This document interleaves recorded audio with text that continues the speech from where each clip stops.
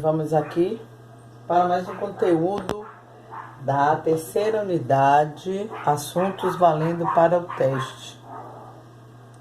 Trago para vocês hoje um conteúdo da disciplina de Geografia, onde vamos falar um pouquinho mais sobre nós. Já falamos desse conteúdo lá na primeira unidade, né? Foi com a chegada dos portugueses no Brasil, quando nós falamos sobre a cultura indígena. E hoje nós trazemos esse assunto de volta, o descobrimento do Brasil.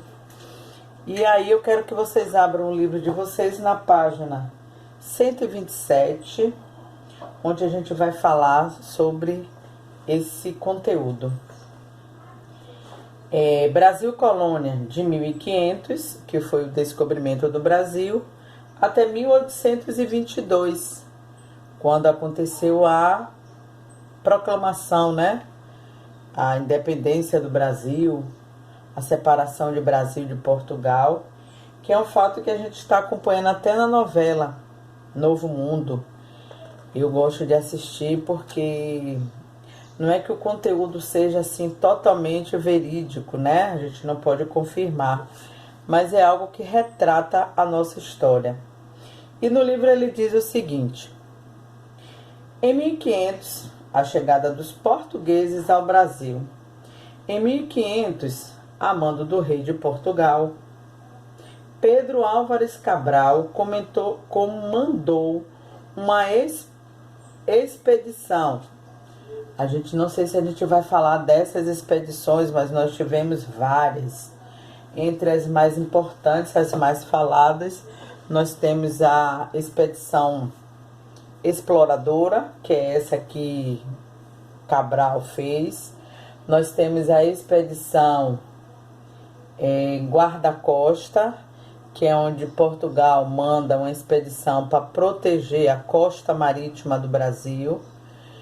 E a expedição colonizadora, que é quando o rei de Portugal manda pessoas vir morar no Brasil, para que ela, nesse ato de morar, ela conceba o objetivo, ela tenha o objetivo de proteger o Brasil dos invasores. Mas aqui vamos falar hoje sobre uma expedição comandada por Pedro Álvares Cabral para as Índias. A esquadra era formada por 13 caravelas e tinha uma tripulação de 1.500 homens dentro dela. Cabral foi nomeado em fevereiro de 1500. Ao longo daquele mês, ele teve várias reuniões com Vasco da Gama, onde Vasco da Gama passava várias instruções bem detalhadas sobre a navegação até as Índias. E também ele dava informações sobre alguns sinais de aves marinhas do lado oeste do Oceano Atlântico. E aí, dentro dessa conversação entre Pedro Álvares Cabral e Vasco da Gama foi um navegador também que já tinha feito essa travessia, né, do Oceano Atlântico, indo até as Índias para comprar especiarias. Numa dessas idas de Vasco da Gama até as Índias, ele percebeu que do lado oeste, o lado oeste é esse de cá, ó. Aqui, digamos que aqui tem uma Rosa dos Ventos, o lado oeste é o lado de cá. O lado leste é o lado de cá, é justamente onde nós somos banhados pelo Oceano Atlântico. E ele percebe, passando pelo Oceano Atlântico, eu vou mostrar a rota para vocês, ele percebe a presença de aves. Se tem a presença de aves, é porque as árvores também estão perto. E aí, Vasco da Gama volta, vai para as Índias, volta para Portugal, com todas essas informações para Pedro Álvares Cabral. Aí, Pedro Álvares Cabral vem com a sua esquadra. Comandando uma esquadra, Cabral partiu do Porto de Tejo em 9 de março de 1500, com o objetivo, qual era o objetivo da expedição? era contornar o continente africano, navegando pelo Oceano Atlântico para chegar nas Índias e para confirmar o seu comércio entre os dois países, Portugal e Índia. Após esse contato feito anteriormente por Vasco da Gama, como eu falei para vocês, que ele também já tinha feito esse percurso, faziam parte da expedição o Frei Henrique Soares de Coimbra e o escrivão Pero Vaz de Caminha, que relatava os acontecimentos da viagem. Já falamos sobre esse funcionário, né, da corte portuguesa, aonde eles traziam um relato de tudo o que acontecia para informar ao rei. E aqui a gente vê as caravelas, né, as naus, as caravelas, a tripulação portuguesa vindo com as canoinhas, como vocês estão vendo aqui no fundo. E eles chegaram e tiveram o primeiro contato com os índios. É justamente nesse relato que Pero Vaz de Caminha começa a escrever sobre o que estava vendo. Pessoas nuas, eles têm um relato dizendo que eles não usavam a cobertura do corpo, tinha as peles avermelhadas, e aí ele descobre também que essa pele avermelhada era pintada com a tinta produzida pelo pau-brasil. Pero Vaz de Caminha também descreve que eles tinham um costume de furar os lábios para colocar ossos, lábios e nariz. E Pero Vaz de Caminha relata exatamente tudo o que aconteceu na viagem para que possa ficar descrito para o rei de Portugal. E qual foi a rota escolhida por Pedro Álvares Cabral? Aqui nós temos a ida e a volta de Pedro Álvares Cabral indo para as Índias.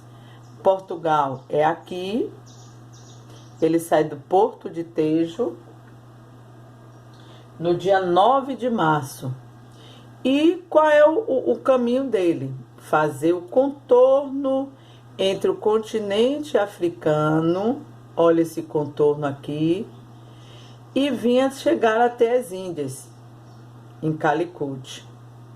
Essa seria a rota. Mas como ele passou a informação, senhor Vasco da Gama, que tinha do lado oeste, olha o lado que eu falei para vocês, que o lado oeste é do lado esquerdo. E aí, Pedro Álvares Cabral sai com a sua navegação, trazendo alguns tripulantes importantes, né? Já que ele ficava muito tempo, ele foi convocado em fevereiro de 1500, de lá para cá até 9 de março, ele estudou bastante sobre essa viagem. Era o cotidiano dos marinheiros era muito difícil. A água era pouca e apodrecida dentro dos barcos. A comida também era pouca e de baixa qualidade. Não havia quase nenhum conforto. O trabalho era pesado e perigosas tempestades tornavam um risco de naufrágio. Era uma realidade presente sempre nessa viagem. Alguns dos navegadores mais experientes da época faziam parte da tripulação. Quem eram eles? Os irmãos Diogo e Bartolomeu Dias, Nicolau Coelho, Gaspar de Lemos. Também havia soldados, serviçais, carpinteiros, artesãos, religiosos e fidalgos. Quem eram os fidalgos? Nós falamos também dele na Mesopotâmia. Eram nobres e artistas. Ao passar pelas Ilhas Canárias, a esquadra desviou em direção ao novo continente. Depois de muitos dias de viagem pelo Oceano Atlântico, no dia 21 de abril, apareceram os primeiros sinais de terra das terras, como aves e plantas, justamente como Vasco da Gama tinha informado. Então, qual foi o caminho de Pedro Álvares? Ele saiu de Lisboa. Quando chega aqui mais ou menos nessa direção, do lado oeste, ele percebe a presença de aves e plantas marítimas. E aí ele resolve mudar o seu destino. Ao invés de ir direto para as Índias, pegar as especiarias, ele volta. Só que aí, nessa história, né, tem historiadores que diz que Pedro Álvares Cabral ou veio para o Brasil numa situação intencional de descobrir novas terras do lado oeste, ou contam outros historiadores que foi um processo de ventania, que deu nas naus, nessa partezinha aqui das lonas, ó, e aí mudou a direção. Ao invés de ir para lá, eles vieram para cá, descobrindo, entre aspas, né, como nós já sabemos, o Brasil.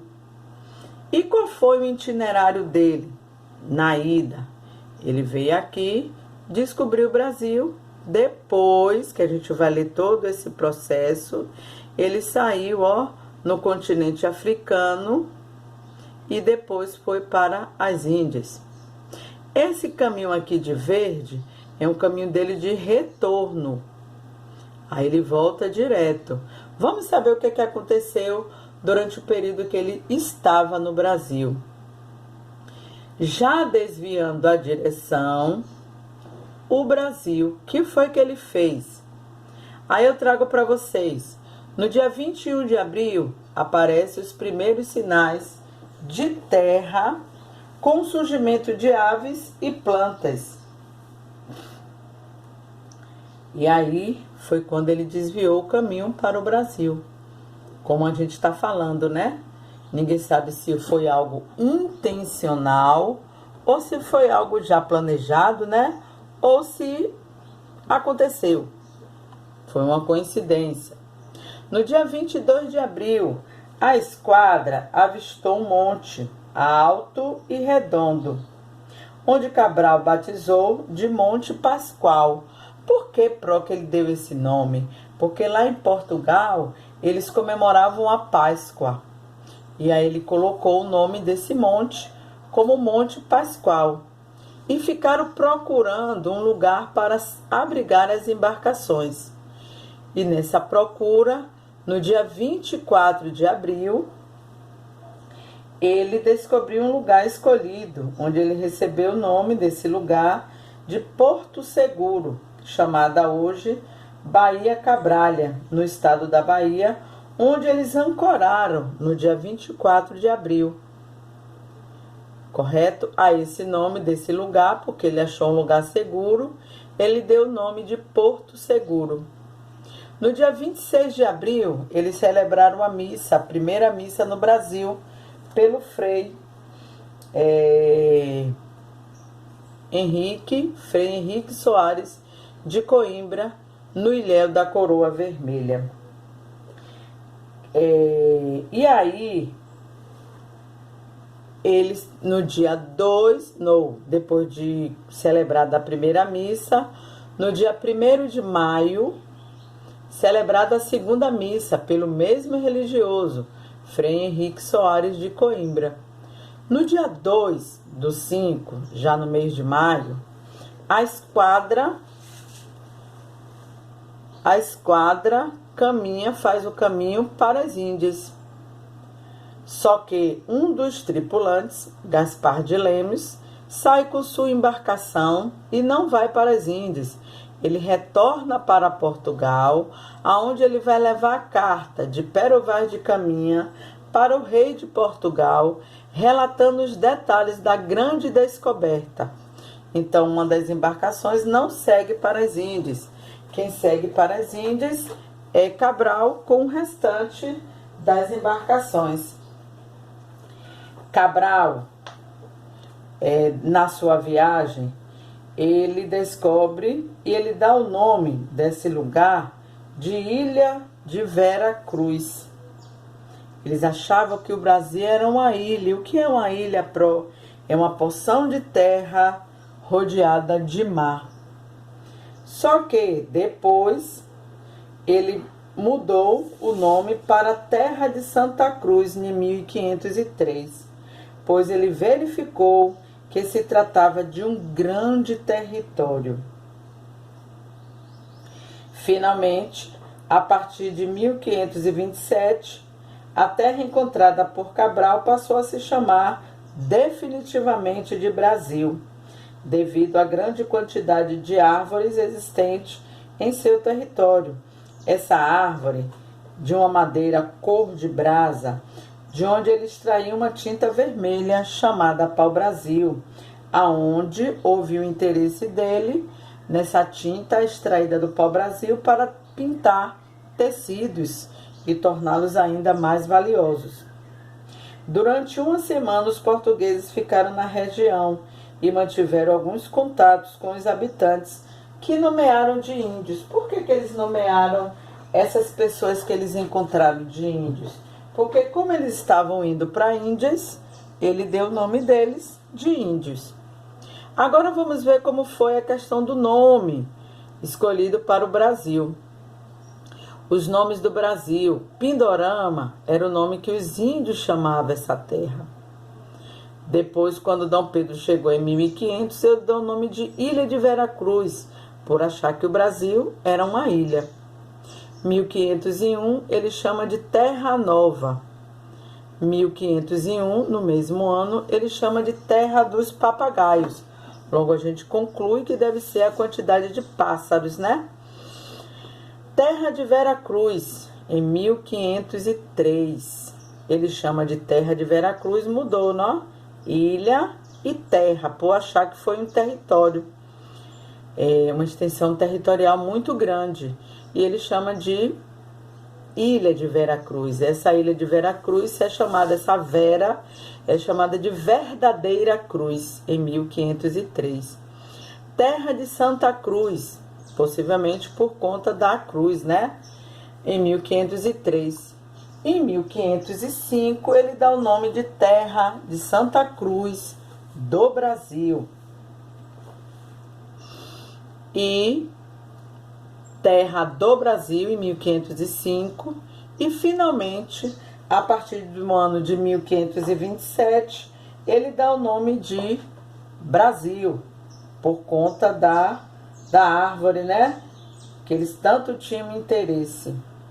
E aí, nós temos a posse, né, de Portugal no Brasil. Só que, passado as duas missas, como a gente viu aqui, ó, que eles celebraram missas antes dele partir, seguindo a sua viagem para Portugal, Cabral tomou posse da terra em nome de Portugal, colocando no lugar onde celebrou a primeira missa, e a segunda, uma grande cruz e os símbolos da corte portuguesa.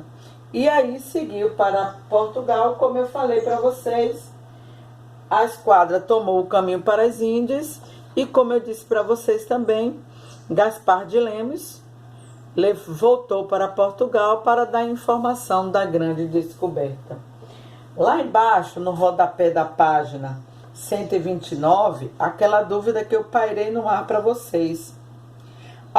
Você sabia? Alguns historiadores afirmam que a chegada dos portugueses às terras brasileiras foi algo intencional. Eles já suspeitavam da existência dela mediante a primeira viagem de Vasco da Gama. Então aí foi o nosso descobrimento do Brasil, que na verdade não houve um descobrimento, porque nós sabemos que quem realmente descobriu as terras brasileiras foram os índios, mas mediante a civilização dos homens, por mais experiências, eles acabaram se tornando dono das nossas terras. E aí é onde eu trago para vocês essa data daqui de cima, de 1500 a 1822, que a gente ainda vai completar esse conteúdo para saber o que é que realmente aconteceu no Brasil durante esse período de 1500 a 1822, onde nós tivemos o Brasil Colônia. Que Brasil Colônia é esse, Pro? É o período em que o Brasil fica totalmente dependente de Portugal, uma terra que era do outro lado do Oceano Atlântico. Tudo ok? Grande beijo para vocês, espero que tenham gostado da aula. Um grande dia para vocês, que Deus abençoe, continue protegendo e dando saúde.